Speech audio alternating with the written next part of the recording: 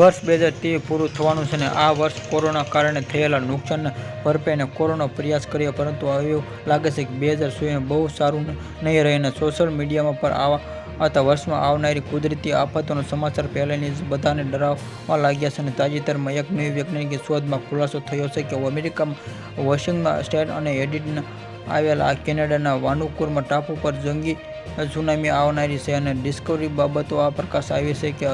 અત્યંત ભયાનક છે અને કહેવામાં આવી રહ્યું છે કે પ્રલયકારી સુનામીમાં લગભગ 4 લાખ લોકો મોત થશે અને ટેકનોલોજી ન્યૂઝ નામની જર્નલમાં આ માહિતી આપવામાં આવી હતી કે કહેવામાં આવ્યું કે કેનેડામાં વાનુકુવર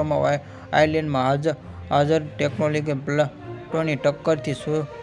સુપર સુનામી સર્જાય છે અને સૌથી મહત્વની વાત એ કે વિસ્તારમાં અગાઉમાં પણ આવું બન્યું છે કે અગાઉ જ્યારે આ પ્રલય થયો હતો ત્યારે આ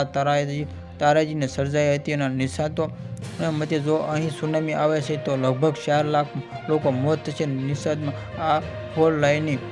લેક ફોલ્ટ નામ આપ્યું છે અને આ ફોલ્ટ લાઇન 45 માઇલ સુધી લંબાઈ છે અને કેનેડા ઉપર આ મેગાસોનની